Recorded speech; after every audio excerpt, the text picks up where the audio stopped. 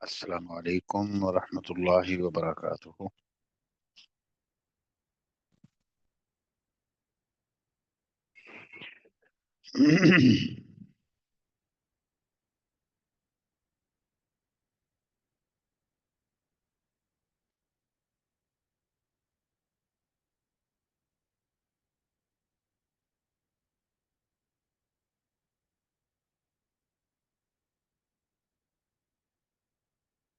بسم اللہ الرحمن الرحیم۔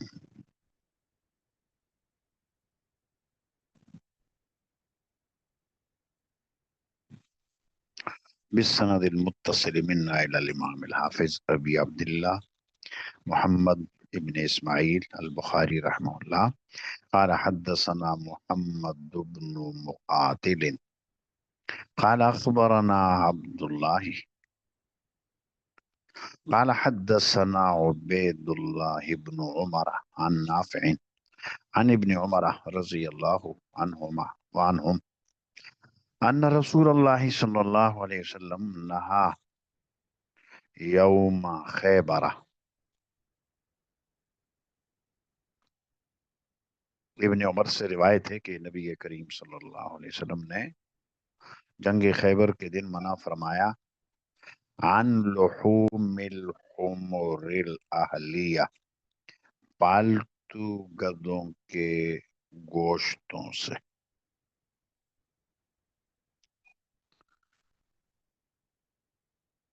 تو حمر اہلیہ میں حرمت لحم کی علت بتائی تھی۔ اس میں ایک تو یہ کہا گیا کہ خمس نہیں نکالا گیا تھا، اس لیے حرمت آئی۔ ایک علت یہ بیان کی گئی کہ بار برداری اور سواری کے کام میں آتے ہیں، مشقت پریشانی ہوگی، اس لیے حرمت آئی۔ اور تیسرا قول یہ ہے کہ ان میں جو حرمت آئی یہ ہیں ہی گندگی خور، جیسا کہ آیا روایت میں رجسن یا رکسن، تو یہ وجہ ہے۔ تو حمر اہلیہ پالتو گدے، ان کی حرمت کا حکم۔ آگے دوسری روایت بھی قال حدثنا اسحاق بن نصر قال حدثنا محمد بن عبید قال حدثنا عبید اللہ عن نافع وسالم عن ابن عمر رضی اللہ عنہما وعنہم نہى النبی صلی اللہ علیہ وسلم عن اکل لحوم الحمر الاہلیت۔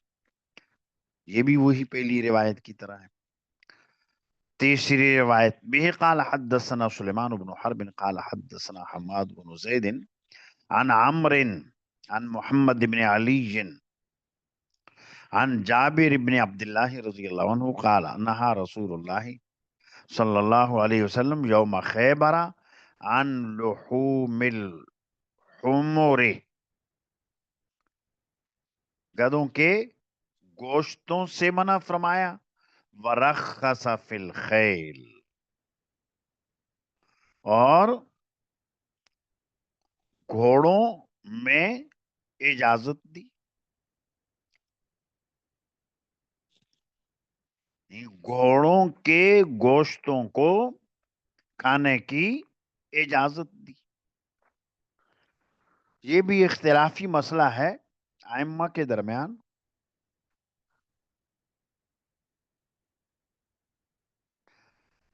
ہمارے امام اعظم ابو حنیفہ رحمۃ اللہ علیہ اور امام مالک فرماتے ہیں کہ گھوڑوں کا گوشت مکروہ تحریمی ہے، اور امام شافعی رحمۃ اللہ علیہ فرماتے ہیں کہ ان کا گوشت مباح ہے، جائز ہے، کھایا جا سکتا ہے۔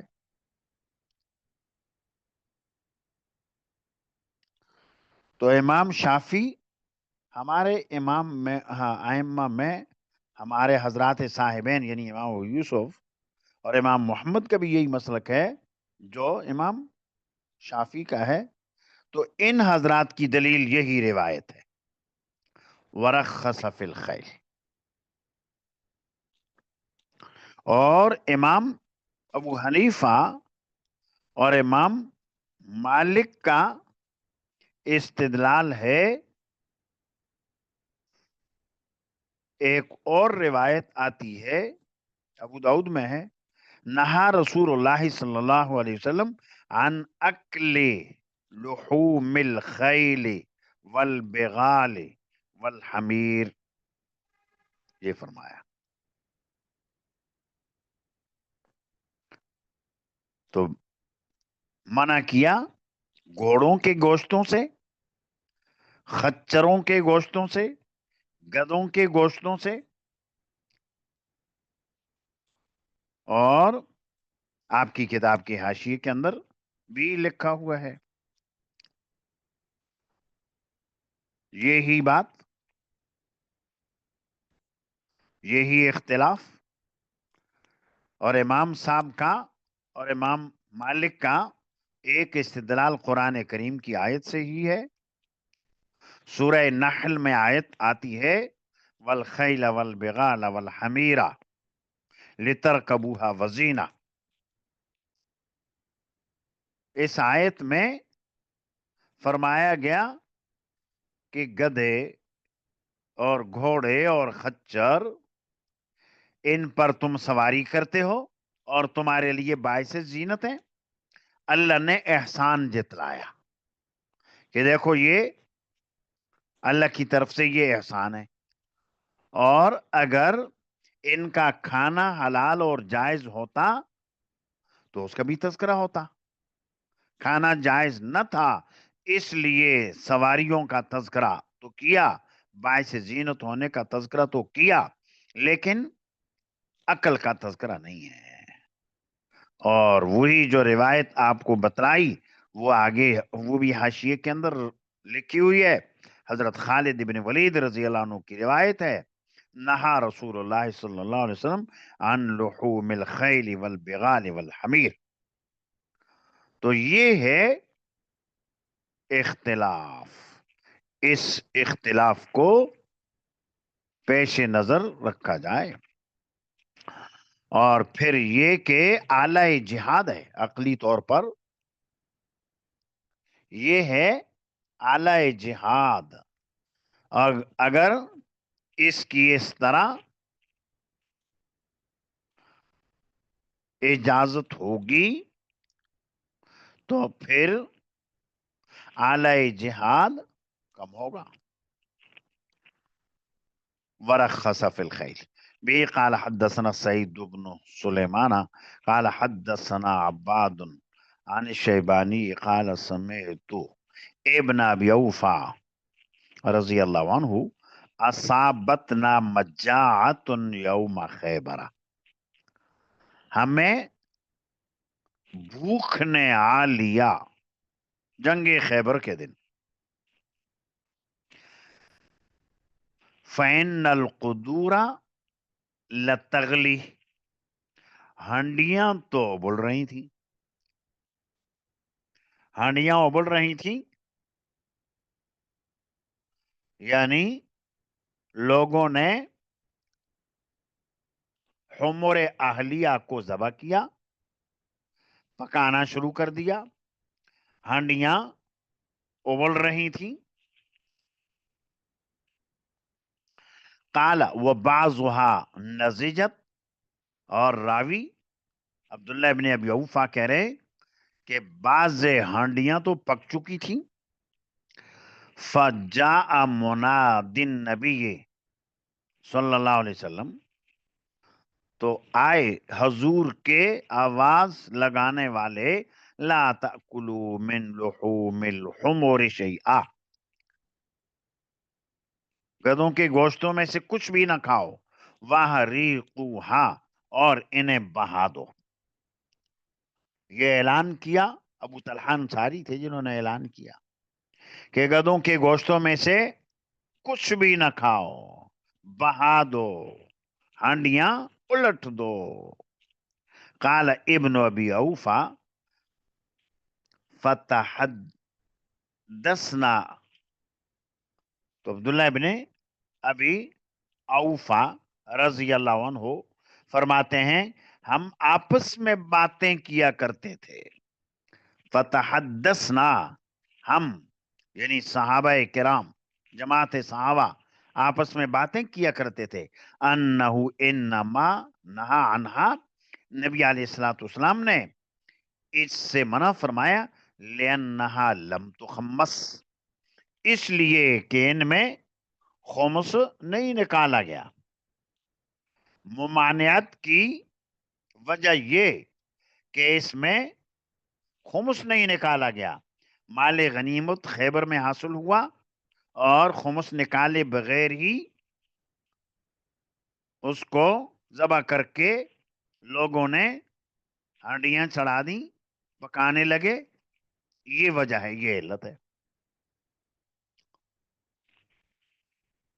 اور جیسا کہ ابھی بتایا کہ یہ وجہ نہیں، بعضوں نے اصل علت جو نکالی وہ یہی ہے کہ یہ ہے ہی ناپاک، اور قطعی طور پر اس کی علت وہ ہے، یہ نہیں۔ یہ بات تو ضمنی طور پر کہ ٹھیک ہے خمس نہیں نکالا گیا تھا لیکن حرمت قطعی آئی۔ وقال بعضهم نہا عنہا البتہ تھا، اور بعضوں نے یہ کہا کہ ختمی طور پر ان میں ممانعت آئی، ختمی طور پر، البتہ قطعی طور پر، ختمی طور پر، یعنی کوئی اور علت نہیں، اور یہ گندگی خور ہے اس لیے، البتہ لأنها كانت تأكل العذرة، یہ نجاست کھاتا ہے، گندگی کھاتا ہے، اس وجہ سے۔ تو خیر علت جو بھی ہو، لیکن میرے اہلیہ کی حرمت کا حکم غزوہ خیبر کے موقع پر آیا۔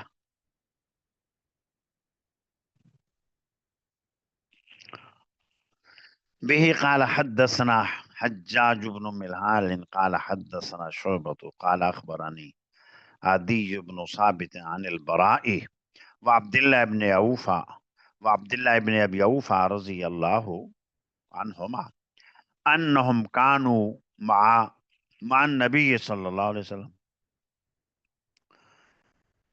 کہ صحابہ حضور کے ہمراہ تھے، فاصابوا حمرا، انہیں حاصل ہوئے گدے، فتبخوها، تو صحابہ نے انہیں پکایا، فنادا مناد النبی صلی اللہ علیہ وسلم، حضور کے آواز لگانے والے نے آواز لگائی، اکفئ القدور، ہانڈیوں کو پلٹ دو، ہانڈیوں کو پلٹ دو، انڈھیل دو، بہا دو، کوئی سا معنی کر لو، صحیح ہے۔ تو پکے ہوئے گوشت، کچھ اد کچے اد پکے پر حکم یہ آیا کہ پلٹ دو۔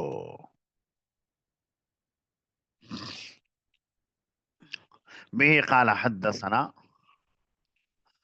به قال حدثني اسحاق قال حدثنا عبد الصمد قال حدثنا شعبة قال حدثنا عدي بن ثابت سمعت البراء وابن ابي اوفا، ان دونوں کو سنا، عدی ابن ثابت کہہ رہے ہیں حضرت برا کو بھی اور عبداللہ ابن ابی اوفا کو بھی، یحدثان، یہ دونوں حدیث بیان کرتے تھے، عن النبی صلی اللہ علیہ وسلم، حضور کے حوالے سے، انہو قال، آپ نے ارشاد فرمایا، یوم خیبر، خیبر کے دن، وقد نصب القدورہ، اور حال یہ تھا کہ ہنڈیاں، قدور قدر کی جمع ہے ہانڈی، تو ہانڈیاں چڑھی ہوئی تھیں، اکفی القدور، اکفی القدور، ہنڈیوں کو الٹ دو، انڈھیل دو، بہا دو. به قال حدثنا مسلم قال حدثنا شعبة عن عدي بن ثابت عن البراء قال غزونا مع النبي صلی اللہ علیہ وسلم نحوه، اسی جیسا، نحوه.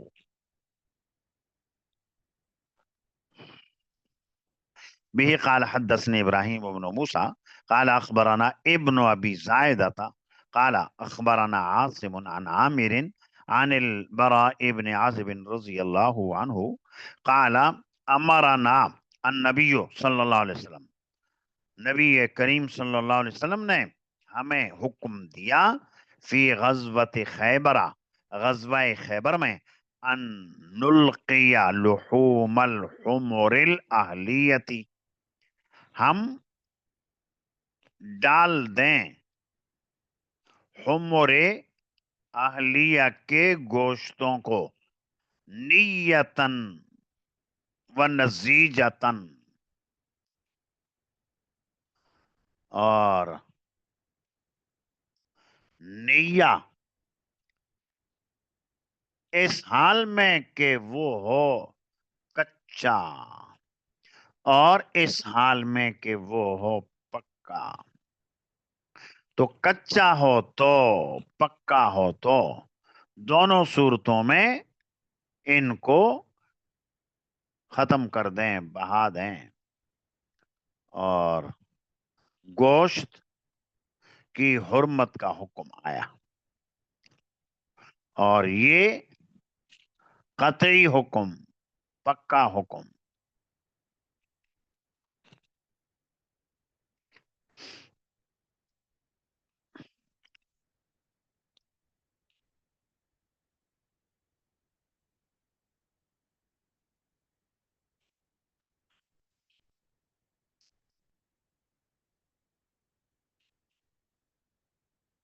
تو نیتن خائے وہ ہو کچا، اور نزیجہ پکا، تو گویا اس کو کھانے کی اجازت حضور نے نہیں دی. ثم لم یأمرنا بأکلہ بعد، پھر اس کے بعد کھانے کا ہمیں حکم نہیں دیا، اور حرمت قطعی آ گئی، پکی آ گئی. تو معلوم یہ ہوا کہ یہ جو اس کا گوشت تھا تو یہ ہمیشہ ہمیشہ کے لیے حرام ہو گیا، اور اس کے بعد پھر کبھی اس کی اجازت آئی نہیں.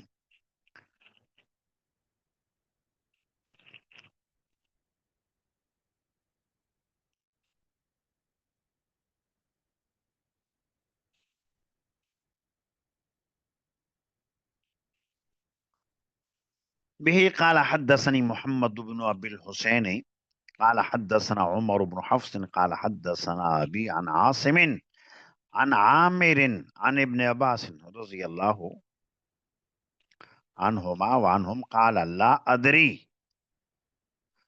انہا عنہ رسول اللہ صلی اللہ علیہ وسلم من اجل انه کان حمولۃ الناس، معلوم نہیں مجھے، ابن عباس کہہ رہے ہیں، کیا لحوم حمر اہلیہ کے کھانے سے منع فرمایا نبی کریم صلی اللہ علیہ وسلم نے، من اجل اس لیے، انہ کان حمولۃ الناس کہ یہ لوگوں کے بار برداری کے کام آتے ہیں.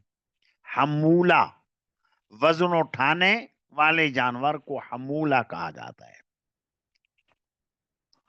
فَكَرِهَ أَن تَذْهَبَ حَمُولَتَهُمْ،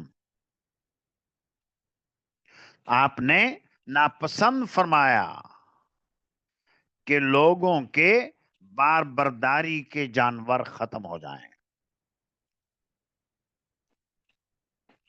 او حرمہ فی یوم خیبر،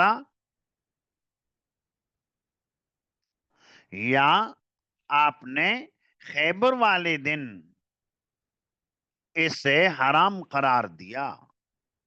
او حرمہ فی یوم خیبر لحم الحمر الاہلیہ. تو یہ جو پالتو گدھے ہیں، حمر اہلیہ ہیں، ان کے گوشتوں کو. تو یہ جو پالتو ہیں، تو یہ بات پہلے بتا دی کہ سبب کیا تھا.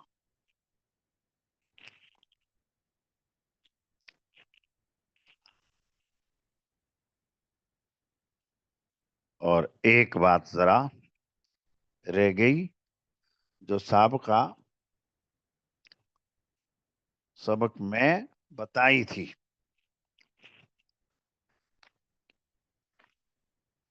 کہ حمر اہلیہ کے ساتھ ساتھ حرمت متعہ کا جو حکم تھا وہ بھی تھا. عن متعت النساء یوم خیبر پہلے گزرا ہے. تو اس میں ایک بات کانوں میں یہ ڈالی تھی کہ متعت النساء کی حرمت کب آئی. مختلف روایتیں ہیں. ایک روایت تو یہی جو یہاں آئی کہ غزوہ خیبر میں حرمت آئی. ایک روایت میں آیا کہ فتح مکہ میں. ایک روایت میں آیا کہ غزوہ اوطاس میں. ایک روایت میں آیا غزوہ تبوک میں.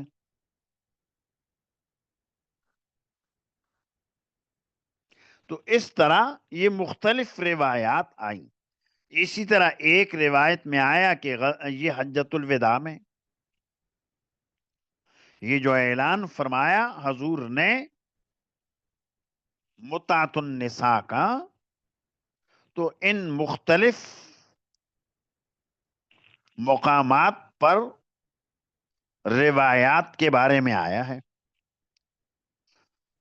تو حقیقت یہ ہے کہ جن روایات میں حجۃ الوداع کے موقع پر متع کی حرمت کا اعلان فرمایا، چونکہ مسلمانوں کا مجمع عام تھا، تو آپ نے حرمت کا اعلان فرمایا. پہلے حرمت آ چکی تھی، لیکن بڑے مجمع میں اعلاماً للناس، لوگوں کو بتانے کے لیے کہ سب کو پتہ چل جائے. ویسے اصل حرمت کا اعلان تو پہلے ہو چکا تھا، تو لوگوں کو خبردار کرنے کے لیے ایسا کیا. اور جن روایات سے یہ معلوم ہوتا ہے غزوہ اوطاس میں حرمت کا اعلان کیا، تو در حقیقت غزوہ اوطاس فتح مکہ کے متصل بعد ہوا. فتح مکہ سن 8 ہجری رمضان میں، اور 8 ہی ہجری شوال میں غزوہ اوطاس ہوا. تو بعض راویوں نے فتح مکہ کے بجائے غزوہ اوطاس کا ذکر کر دیا. اور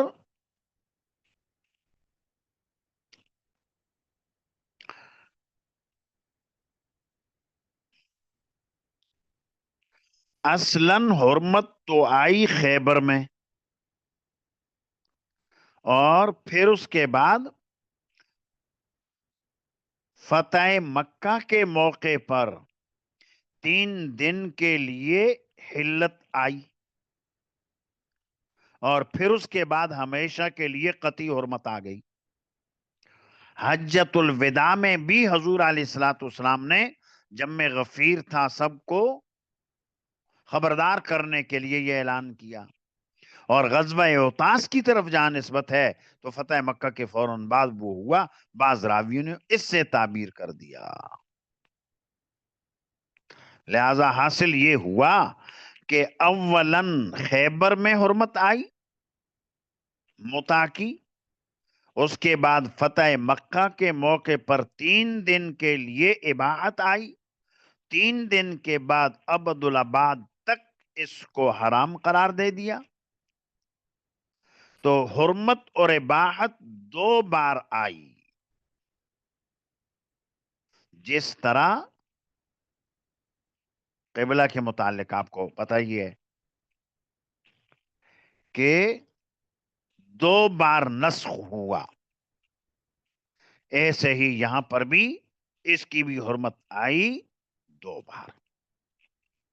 تو یہ بیچ میں روایات کا تعارض اس طرح دور ہو جاتا ہے.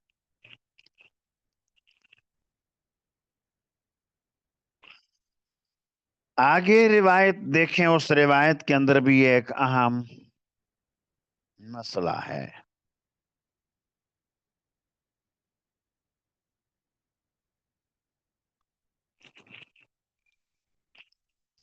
به قال حدثنا الحسن ابن اسحاق قال حدثنا محمد بن سابق قال حدثنا زائدة عن عبيد الله بن عمر عن نافع عن ابن عمر عن ابن عمر رضی اللہ عنہما وعنہم قال قسم رسول اللہ صلی اللہ علیہ وسلم یوم خیبر. خیبر کے دن رسول اللہ صلی اللہ علیہ وسلم نے مال غنیمت تقسیم فرمایا. للفرس سہمین وللراجل سہمن، گھوڑے کے لیے 2 حصے لگائے اور پیدل چلنے والے آدمی کے لیے 1 حصہ. قال فسرہ نافع، حضرت نافع نے اس کی تفسیر یہ فرمائی، فقال اذا کان مع الرجل فرس، اگر آدمی کے پاس گھوڑا ہو تو فلہو ثلاثۃ اسہم، تو اس کو ملیں گے 3 حصے، یعنی مال غنیمت میں سے 3 حصے اس کو ملیں گے. فَإِن لَمْ يَكُنْ لَهُ فَرَسٌ، اگر اس کے پاس گھوڑا نہیں ہے، فَلَهُ سَهْمٌ، تو اس کو 1 حصہ ملے گا. یہ ایک اختلافی مسئلہ ہے. ائمہ ثلاثہ اور ہمارے حضرات صاحبین بھی ان کے ساتھ ہیں، وہ یہی فرماتے ہیں جیسے اس حدیث میں آیا کہ راجل کا ہے 1 حصہ اور فارس کے ہیں 3 حصے. راجل پیدل چلنے والا آدمی جہاد میں گیا، مال غنیمت حاصل ہوا، 1 حصہ ملے گا. اور گھوڑا بھی ہے ساتھ، اس کو ملیں گے 3، گویا گھوڑے کے 2 آدمی کا 1. لیکن ہمارے امام اعظم ابو حنیفہ رحمت اللہ علیہ فرماتے ہیں گھوڑے کا 1 حصہ اور آدمی کا بھی 1 حصہ. لہذا پیدل ہے جو آدمی، اس کو 1 حصہ ملے گا، اور جو گھوڑے پر سوار ہے اس کو 2 حصے ملیں گے.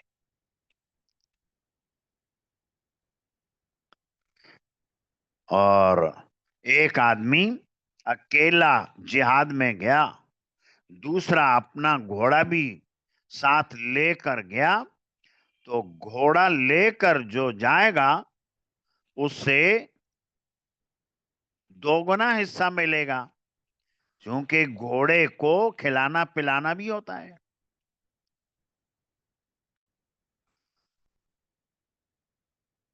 اس لیے اس کا حصہ دوہرا ہوگا. زیادہ ہوگا. اور اگر آدمی ہے پیدل چلنے والا تو اس کو ملے گا 1 حصہ. اور جمہور کے نزدیک جو گھوڑ سوار ہے اسے 3 حصے. پیدل ملے گا, پیدل چلنے والے کو ملے گا 1 حصہ. یہ جو روایت آئی یہ روایت ہے جمہور کی دلیل, ائمہ ثلاثہ کی دلیل, ہمارے حضرات صاحبین کی دلیل, اور یہ ہمارے امام اعظم کے مسلک کے خلاف ہے.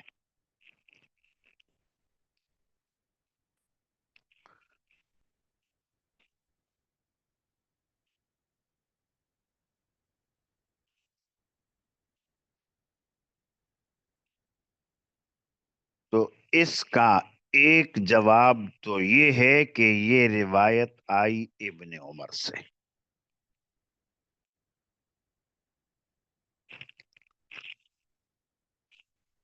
اور ابن عمر ہی کی ایک روایت اور آتی ہے, اس میں وہ آیا جو بتایا ہے امام صاحب نے. ایک ہی راوی کی روایت میں اختلاف ہو, اس کو محدثین حضرات کہتے ہیں تعارض. اذا تعارضا تساقطا, تساقط جاری ہوگا. لہذا ابن عمر کی 2 روایتوں میں تعارض ہے, نہ اس پر عمل نہ اس پر عمل. اور صحابہ کرام کی روایتوں کو دیکھیں گے. اور دوسرے صحابی ہیں مجمع ابن جاریہ رضی اللہ عنہ. ان کی روایت میں وہ آیا جیسا کہ ہمارے امام صاحب کہتے ہیں, اس کے مطابق لہذا عمل ہو.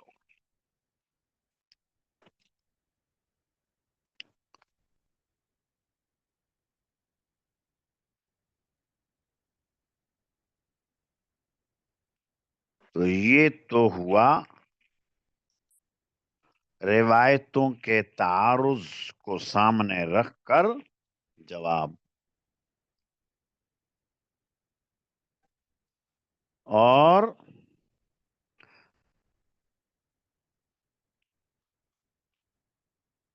عقلی طور پر بھی اس کا جواب احناف نے دیا کہ گھوڑے کے بغیر جہاد ہو سکتا ہے. پیدل آدمی جہاد کر سکتا ہے, اور آدمی کے بغیر گھوڑا جہاد نہیں کر سکتا. گھوڑے کو دھورا دیا جائے اور جس کے بغیر جہاد ہو سکتا ہے اور انسان کے بغیر نہیں ہو سکتا, اس کو دیا جائے اکیرا, یہ عقل کے خلاف ہے. عقلی طور پر بھی یہ درست نہیں ہے. اور دوسری بات یہ ہے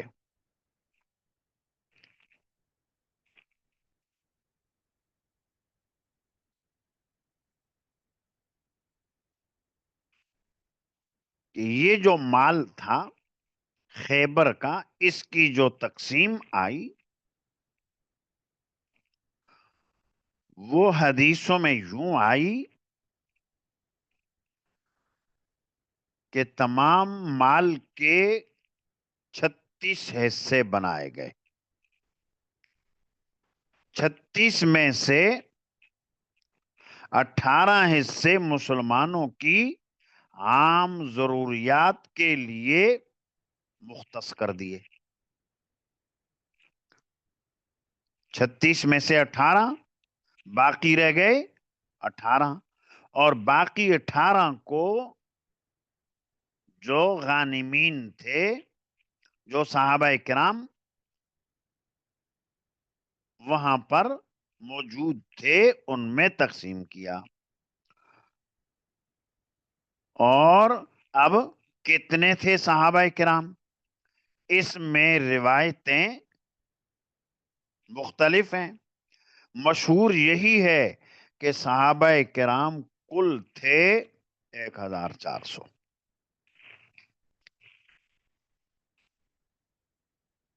یہ وہی لوگ تھے جو گئے حضور کے ہمراہ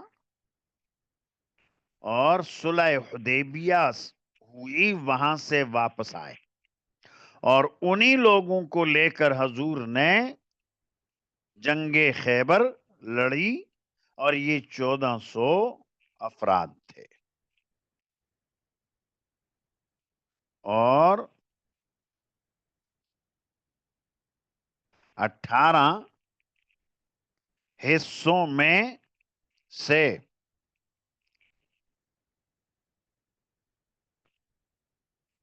1400 افراد، 200 افراد ایسے تھے جو گھوڑ سوار تھے. تو 1400 میں سے 200 نکال دیے.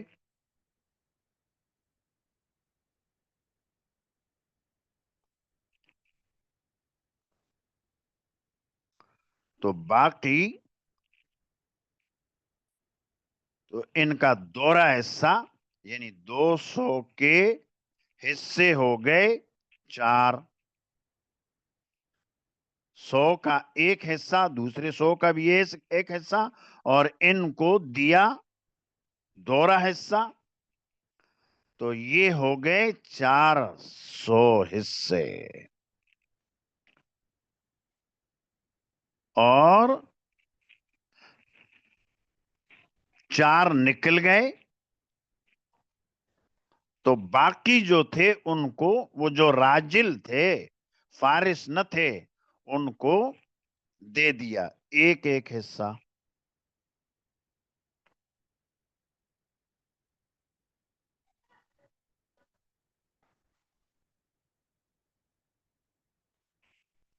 تو یہ تقسیم ہوئی. اور حضرات صاحبین اور ائمہ ثلاثہ یہ فرماتے ہیں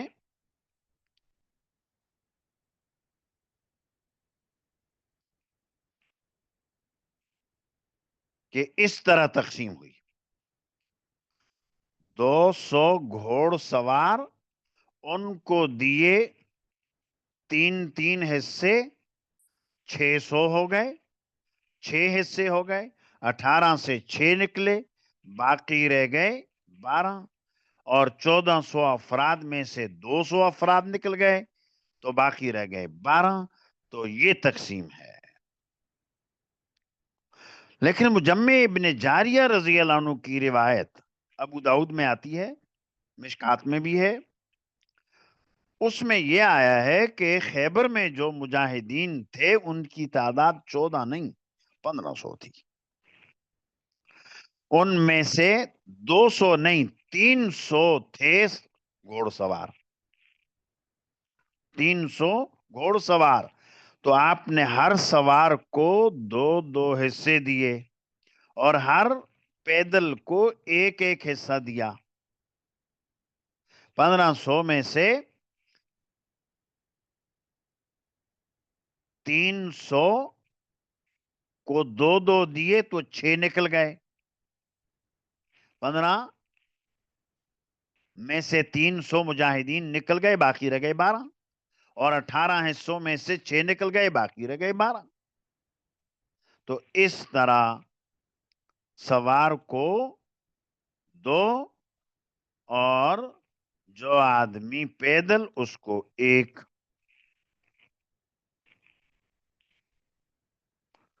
تو یہ مسئلہ یہاں پر چونکہ مغازی ہے، اصل یہ مسئلہ کتاب الجہاد کا ہے، اور کتاب الجہاد کے اندر یہ مسئلہ یوں آیا ہے. تو یہ جو بات یہاں روایت آئی، یہ روایت صحابہ کرام نے ایسا کیا، تو اس روایت کے مطابق عمل ہے جمہور کا، اور مجمع والی حدیث کے مطابق عمل ہے امام صاحب کا. اور اس کا دار و مدار گویا اس پر کہ خیبر میں یہ مجاہدین کتنے تھے، 1400 تھے یا 1500، جمہور کے نزدیک 1400، امام اعظم کے نزدیک 1500، اور 18 حصوں میں سے 6 حصے دیے 300 مجاہدین کو، دورہ دورہ حصہ، اور باقی 1200 کو دیا ایک ایک حصہ۔ اور جمہور کہتے ہیں کہ 1400 تھے، ان میں سے 200 تھے گھوڑ سوار، ان کو 3 دیے 6، اور باقی رہ گئے 12۔ تو یہ ہے حاصل اس روایت کے اندر جو آیا۔ اب آگے دیکھیے، بی قال حدثني يحيى بن بكير قال حدثنا ليس عن يونس عن ابن شهاب عن سعيد بن المسيب أن جبير بن مطعم أخبره قال مشيت أنا وعثمان ابن عفان إلى النبي صلی اللہ علیہ وسلم۔ جبیر ابن مطعم کہتے ہیں کہ میں چلا اور عثمان ابن عفان، ہم دونوں چلے الی النبی صلی اللہ علیہ وسلم، حضور کی طرف۔ فقلنا، تو ہم نے کہا، آتیت بنی المطلب من خمس خیبرہ، آپ نے بنو مطلب کو خیبر کے خمس میں سے دیا، وترکتنا، اور آپ نے ہمیں چھوڑ دیا، ونحن بمنزلۃ واحدۃ، حالانکہ ہم ایک درجے کے ہیں، من کا، آپ کی قرابت داری سے۔ فقال انما بنو ہاشم و بنو المطلب شیء واحد، فرمایا کہ بنو ہاشم اور بنو مطلب ایک شے ہیں۔ قال جبیر ولم یقسم النبی صلی اللہ علیہ وسلم لبنی عبد شمس و بنی نوفل، نبی علیہ الصلوۃ والسلام نے بنو عبد شمس کے لیے اور بنو نوفل کے لیے تقسیم نہیں کیا۔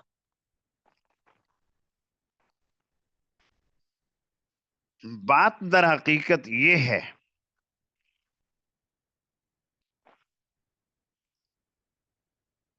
کہ پہلے ذرا یہ پیش نظر رکھیں کہ نبی کریم صلی اللہ علیہ وسلم کا شجرہ نسب محمد ابن عبداللہ ابن عبد المطلب ابن ہاشم ابن عبد مناف، عبد مناف چوتھے دادا ہوئے حضور کے، اور عبد مناف کے 4 بیٹے تھے، ہاشم،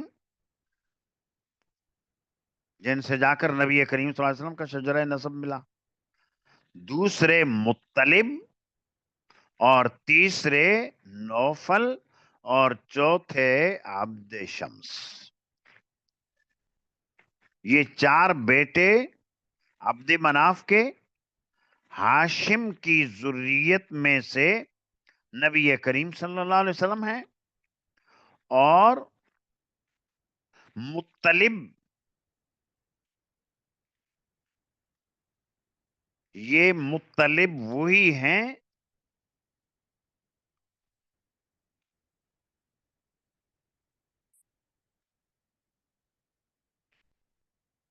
کہ ہاشم نے ایک شادی کی تھی مدینہ طیبہ میں،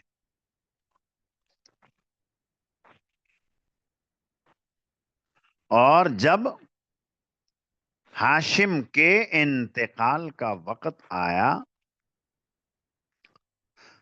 تو اس نے اپنے بھائی مطلب سے کہہ دیا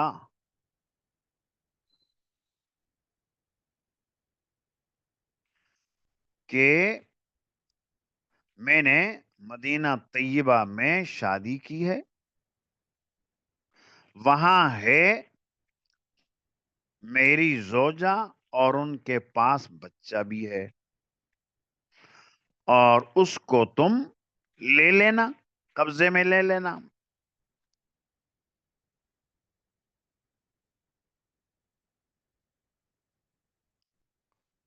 انتقال کے بعد مطلب گئے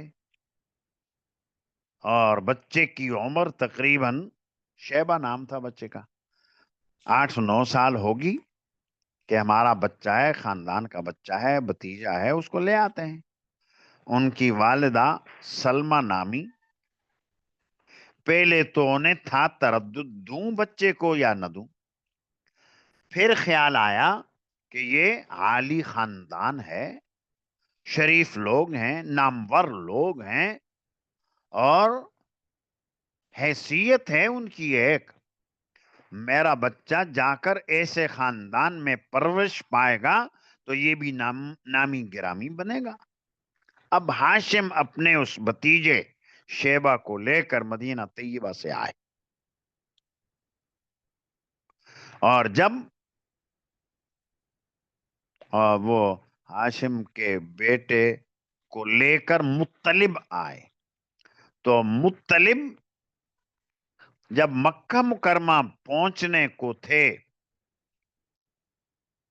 تو لوگوں نے دیکھا، اور انتہائی خوبصورت بچہ جیسا کہ خوبصورت غلام ہے، اور کہہ دیا عبد المطلب، یہ مطلب کا تو غلام ہے، اور بعضوں کو معلوم تو تھا غلام نہیں ہے، لیکن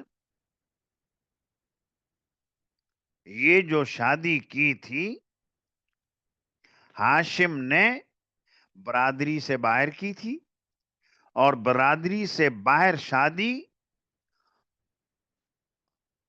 اس زمانے میں عربوں کے یہاں پسندیدہ تھی نہیں، ناگواری کا اظہار کیا کہ یہ جو بچہ لے کر آئے اور یہ اپنی برادری کا نہیں، دوسرے خاندان کا ہے، اس کی حیثیت تو غلام کی ہے، عبد المطلب۔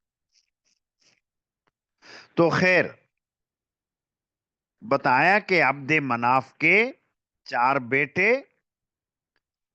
اور ایک ہاشم، حضور کا شجرہ نسب ان تک پہنچتا ہے، دوسرے تھے مطلب اور ابو سفیان ابن حارث، یہ ان کے خاندان سے تعلق ہے، اور تیسرے تھے نوفل، اور چوتھے تھے عبد شمس۔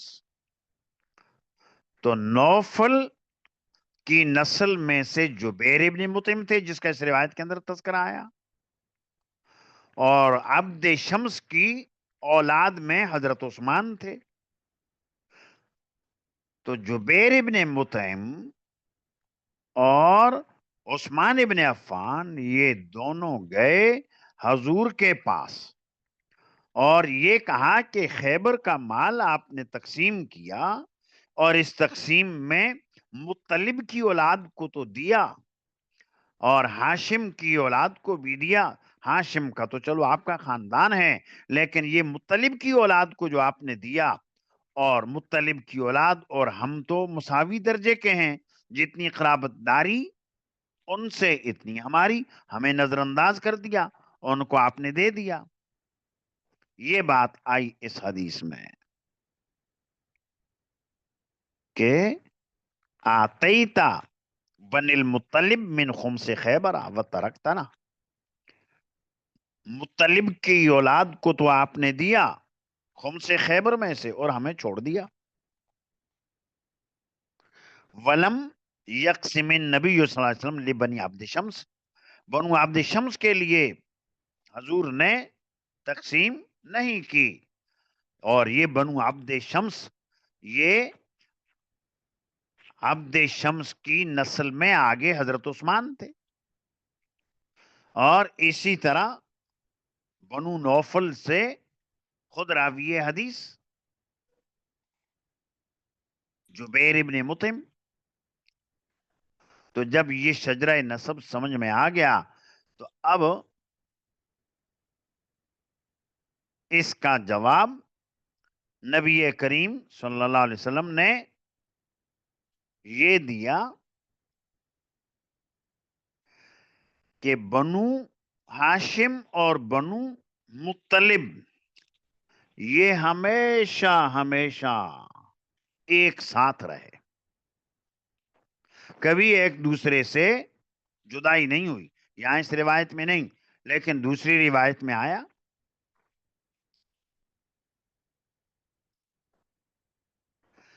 کفار قریش نے جب حضور کا بائیکاٹ کیا، بنو ہاشم کا بائیکاٹ کیا، تو شعب ابی طالب میں محصور کر دیا، 3 سالہ جلا وطنی کی زندگی وہاں گزاری. تو بنو مطلب نے ساتھ دیا بنو ہاشم کا، اور بنی نوفل نے ساتھ نہیں دیا، بنو عبد شمس نے ساتھ نہیں دیا. جب انہوں نے ساتھ نہیں دیا تو جس وقت تنگی آئی، پریشانی آئی، جنہوں نے ساتھ دیا تو نہ زمانہ جاہلیت میں ایک دوسرے سے جدا ہوئے، اور نہ زمانہ اسلام میں. اس کو دوسری روایت میں کہا کہ بنو نوفل اور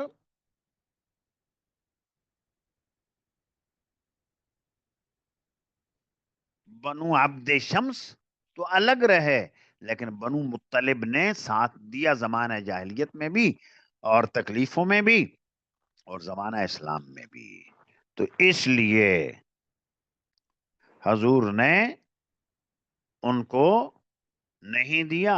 اور جب یہ بات ان کے سامنے کہی، حضرت عثمان کے سامنے، اور اسی طرح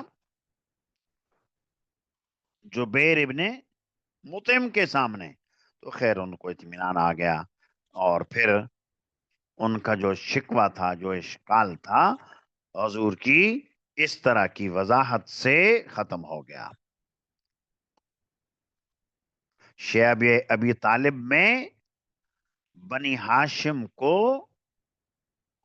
جب کفار قریش نے محصور کر دیا، تو قریش نے نبی کریم صلی اللہ علیہ وسلم کے پورے خاندان کو جب محصور کیا، تو وہاں بنو المطلب ساتھ تھے، اور بنو عبد شمس اور بنو نوفل ساتھ نہ تھے. اس لیے آپ نے فرمایا کہ پریشانی کے وقت میں بنو ہاشم نے ساتھ دیا، بنو ہاشم کا ساتھ دیا بنو مطلب نے. اب مال غنیمت کا جب وقت آیا تو مال غنیمت میں بھی بنو ہاشم بنو مطلب ایک ساتھ ہوں گے، اور جبکہ بنو نوفل اور بنو عبد شمس یہ پریشانی میں ساتھ نہ رہے، مال غنیمت میں بھی وہ ساتھ نہ ہوں گے. جب یہ بات بتلائی تو ان دونوں حضرات کو اطمینان آ گیا. تو اشکال اور اعتراض بنو ہاشم کو دینے پر تھا نہیں، وہ تو حضور کا خاندان تھا. بنو مطلب کو دینے کے اوپر تھا کہ نحن بمنزلۃ واحدۃ من کا. تو آپ علیہ الصلوۃ والسلام نے اس طرح بتایا کہ ایک کیسے بن سکتے ہیں کہ شجرہ نسب معلوم ہوگا تو چوتھے دادا ہیں عبد مناف. انما بنو ہاشم و بنو المطلب شیء واحد. بنو ہاشم اور بنو مطلب تو ایک ہی چیز ہیں. خیف بنی کنانہ میں محصور ہوئے، بنو ہاشم کا ساتھ دینے والے یہی تو تھے، بنو نوفل نہ تھے، بنو عبد شمس نہ تھے.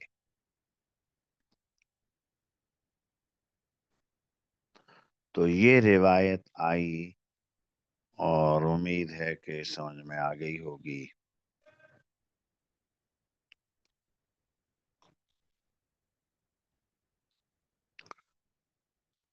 تو شجرہ نسب، ہاشم چوتھے دادا، اور عبد مناف تھے حضور کے. تو عبد مناف کے 4 بیٹے، ہاشم، مطلب، عبد شمس اور نوفل. حضور ہاشم کی اولاد میں سے जुबैर नौफल की औलाद में, हजरत उस्मान आब्द शम्स की औलाद में। तो रिश्तेदारी और कराबतदारी के एतबार से तो सब मुसावी हैं, लेकिन हजूर का साथ देने वाले बनु मुत्तलिब थे।